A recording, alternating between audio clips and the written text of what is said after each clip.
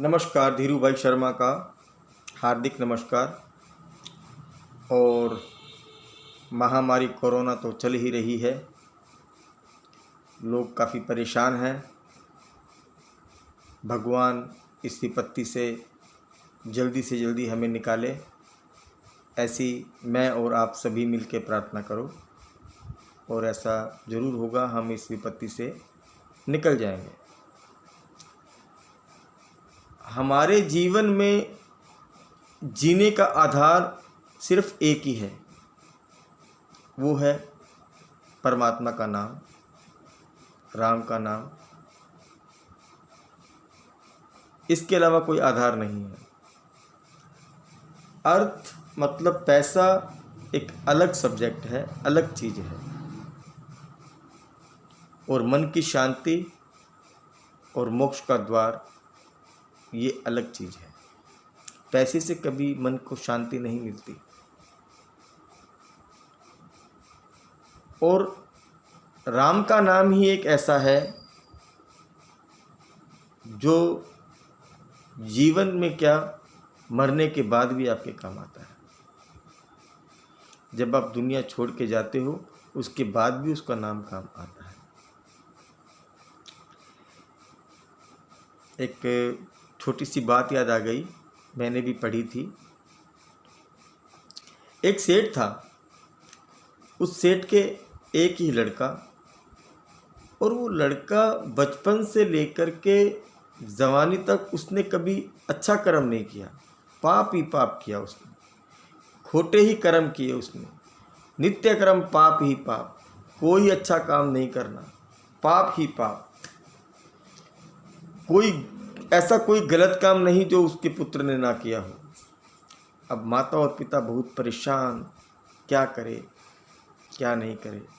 उसकी जो दोस्ती थी वो दुष्ट कर्मों के साथ थी, उसकी मित्रता गलत लोगों के साथ थी, पापियों के साथ थी। पाप के अलावा उसने कुछ नहीं किया। काफ़ी परेशान होकर उसके पिताजी उसे एक संत के पास ले गए। बोले, महाराज नमस्कार, प्रणाम। जो संत थे बोले, हाँ बोलो। बोले, महाराज ये मेरा पुत्र है और इसने ज़िंदगी में कभी अच्छा काम नहीं किया, पाप ही पाप किए हैं, इसका कुछ कीजिए उपाय। अब साहब संत ने बोला, अभी ठीक है, हमारे पास छोड़ दो। अब उस लड़के से पूछा संत ने कि भाई तुम हमारे पास रहोगे? तो बोला, रह तो जाऊंगा लेकिन एक शर्त है। संत बोला, भाई क्या शर्त है? बोला, मैं कुछ भी करूंगा, मुझे कोई मना नहीं करेगा।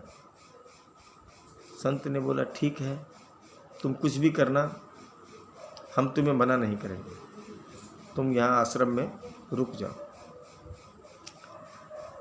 अब साहब वो जो उसके मन में आता वो करता, जो पाप करना था वो करता, जो उसके दिल में आती वही करता। संत उसको कुछ नहीं बोलते।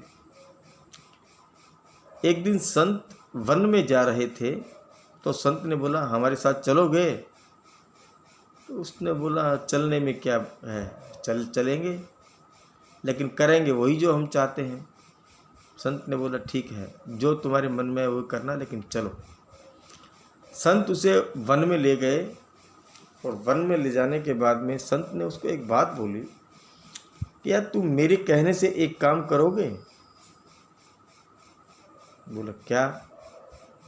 बोला, एक बार राम बोल सकते हो, सिर्फ एक ही बार, बस राम बोल दो। उसने बोला, क्या फ़ायदा होगा मुझे? अब हम लोगों में एक ऐसी एक धारणा बन गई है, कोई भी काम कार्य करने से पहले हम पूछते हैं हमें क्या फ़ायदा होगा।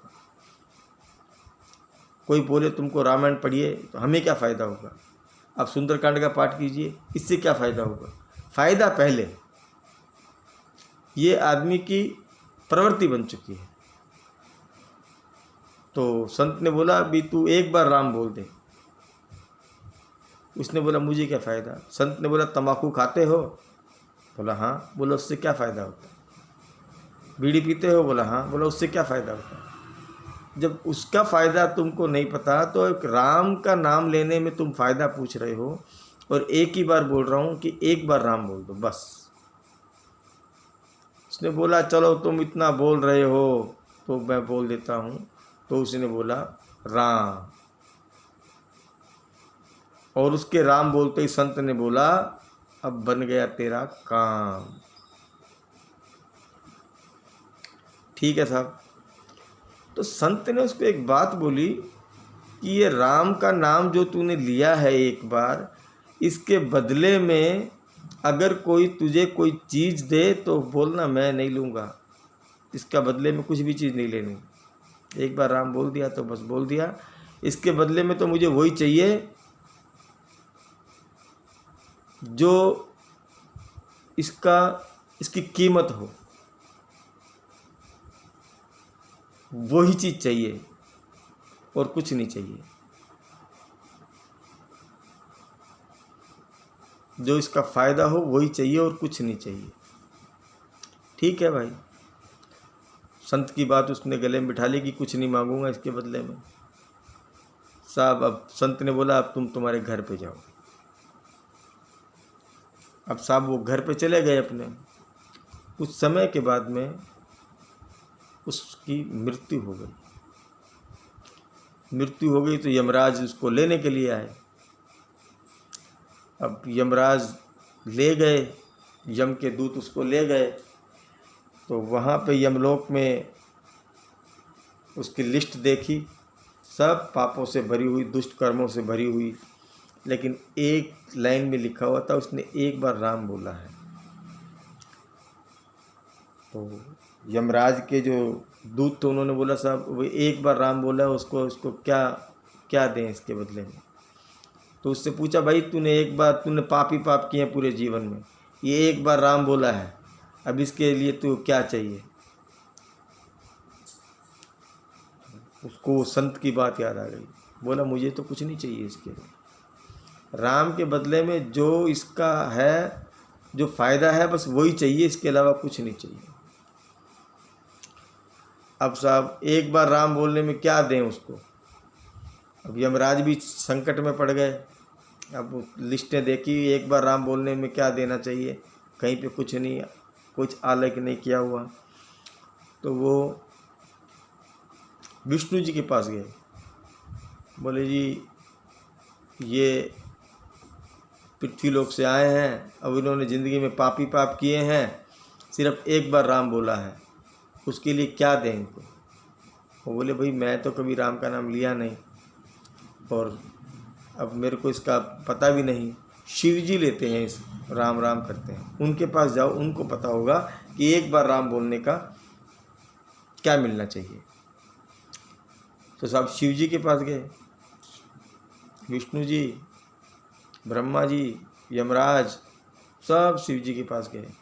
बोले भाई ये पृथ्वीलोक से आए हैं और अब इन्होंने ज़िंदगी में पाप ही पाप किए हैं और एक बार ही राम बोला है, अब इसका एक बार राम बोलने का क्या दें इनको।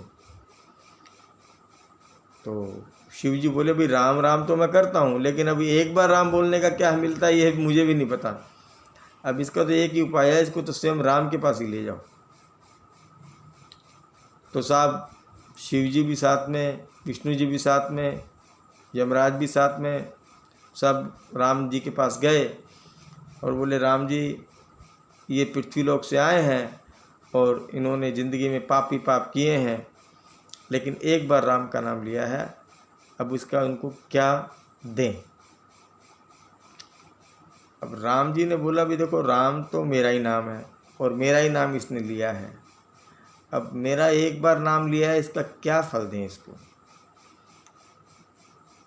तो राम जी ने बोला एक काम करो, जब इसने मेरा नाम एक बार ले ही लिया तो इसको मेरे पास ही छोड़ दो और आप लोग चले जाओ। तो यमराज और शिव जी और विष्णु जी उसको श्री रामचंद्र जी के पास छोड़कर वापिस चले गए। कहने का तात्पर्य क्या है कि जीवन में एक बार राम बोलने पे प्रभु ने अपने चरणों में जगह दे दी। अगर आप नित्य प्रति राम का नाम लोगे तो यार क्या मिलेगा, मोक्ष मिल जाएगा, प्रभु के चरणों में जगह मिल जाएगी, दोबारा जन्म मरण का नाता छूट जाएगा।